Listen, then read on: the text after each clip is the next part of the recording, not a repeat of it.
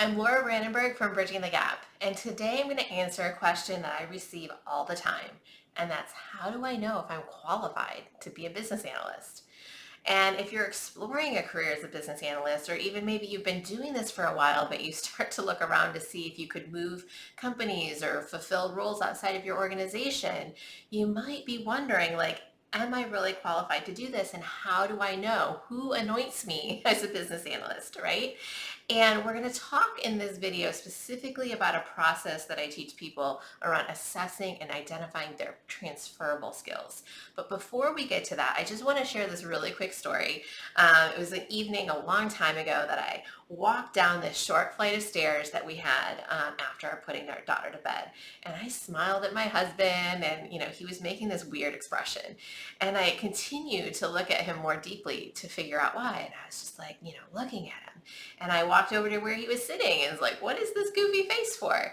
And he's like, you didn't see it, did you? And I was like, see what? And he shifts his eyes back towards the stairs that I had just come down. And on this ledge sitting right in front of me were a dozen yellow roses right there in plain sight. And I had been so busy looking at my husband that I had not even seen the roses, even though they were completely out of the ordinary in terms of sitting there. And so this sort of thing happens to us all of the time. We don't see what can be obvious to other people or what literally is in our plain sight.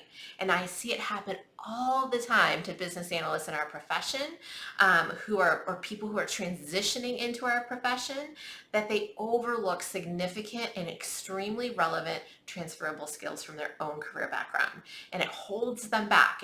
It kind of makes them feel like they should be applying to entry-level roles when they're really well suited for mid-level roles. Or it's just like, and then they're perceived as overqualified for entry-level roles, right? It gets them stuck in this loop where they don't feel like they have a place. And it's because they themselves are not owning the value of the skills that they're bringing to the business analysis profession. And that's what this video is really all about. So I'm here to help you see that bouquet of roses that's waiting for you at the ledge on the bottom of the stairs, should you choose to embrace it. So what are these things called transferable business analysis skills, right? What are they? They are skills that you have built through experiences in your current or past roles. And in the context of business analysis specifically, a transferable skill is a BA technique that you've used in a non-business analyst job, or a soft skill like facilitating a meeting or communicating well that you've developed perhaps in a completely unrelated role, right? And transferable skills can help you skip right past entry-level business analyst positions by giving you work experience that you can qualify as business analysis. And this is really, really important because there tend to be very few entry-level business analyst roles.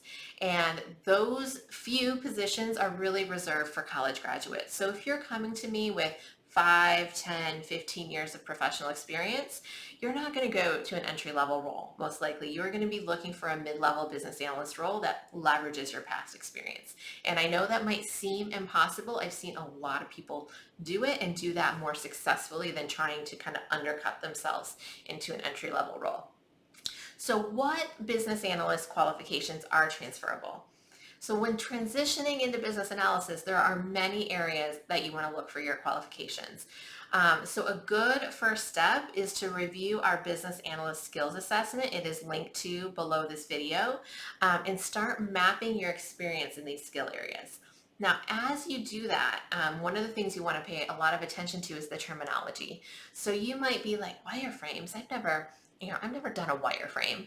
Like, well, have you ever drawn out what a screen might look like even on a piece of paper, right? And just kind of said, this is what I'm thinking I want this screen to look like as a user, or this is what I'm thinking it will look like if you're a developer, right? That could be considered wireframing. So you do need to understand the terminology that's in place so that you can make sure that you really understand what that skill is and it can appreciate your experience. So a lot of times people who are going through one of our training programs, or specifically the Business Analyst Blueprint Certification Program, will realize a skill they thought they didn't have is actually something that they've been doing in the past, because they learn the terminology and then they also learn the formal way of doing it. So they bring more credibility and authority. Like, yes, I really know what a wireframe is. I've done it before versus like, oh, there's that one time that I drew this picture and it seemed to work really well, right? So it just gives them a little more formality and confidence around it. But a big piece of the learning that comes out of that kind of a program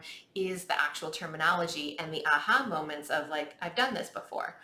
So as you're doing this, you want to look at your core business analysis skills. So these are the techniques that you're going to find mapped out in that skills assessment. And even if your experience is informal, you want to count it, you want to map it, you want to identify it. And then the second area of skills to look at would be soft skills, like relationship building and communication. And like business analysis requires more than just writing requirements. It requires communicating with stakeholders, solving problems, having an ability to ask good questions and to see what the problem really is. So when you can speak to that kind of experience in a different role, doing that kind of work, that can help pave the path as well. And then finally, there are skills that will set you apart as a candidate called specialized skills. So this might be domain knowledge you have, or knowledge of specific business applications, or more technical skills, right? And so those skills can help you become a business analyst in that particular area. And sometimes those are even more important for specific companies than the business analysis skills. And if you have that background or that area of expertise, can be a huge advantage for you in terms of moving into that role. So now what do you do with this list of qualifications, right? So like I really do recommend like writing it all down, writing down all the projects, really mapping out your experience.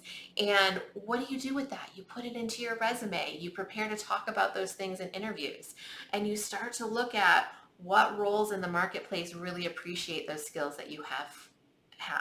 And so what tends to happen here is that people start to see, well, there's a lot of BA positions out there and I'm not really qualified for most of them. And so that is actually 100% normal. If you are a BA listening to this video and you can go and search business analyst and be like, yeah, I qualify for every one of these jobs, like please email me. We need to put you in like a special Hall of Fame, right? Like it just doesn't happen. Most of us are only qualified for a very small handful of the roles because they are looking for some sort of specialization, or some might have more of a technical background, in which case you might be like, oh, I just don't have enough technical expertise to be a BA. Others want more of a business background, which if you come from a technology background, you're like, oh, I just don't have enough business background to be a BA, right? That's neither of those are true. It's about finding the positions that you are most qualified for and focusing on those.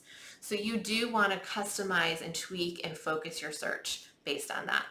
So again, what I would recommend as a place to get started is go ahead, download the Business Analyst Skills Assessment. Really give yourself the gift of spending some time with that and researching the terminology, or taking a course like ours to understand the terminology, and using that as a tool to really appreciate your experience and coming up with that inner confidence so that you can say, these are the things that I've done.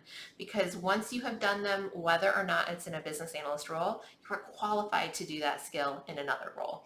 And so that's how you decide if you're qualified to be a business analyst. And if you want to take that journey with us, we are always here to support you with our training programs and additional resources. And definitely start with that skills assessment. It's totally free. And I'd love for you to have that opportunity to start to really appreciate the value that you can bring to us as business analysts. So I'm Laura Brandenburg from Bridging the Gap. I always like to close by saying we build our profession one business analyst at a time. Our biggest success is seeing you succeed in your career. So thank you for being here, and thank you for being part of what we do at Bridging the Gap.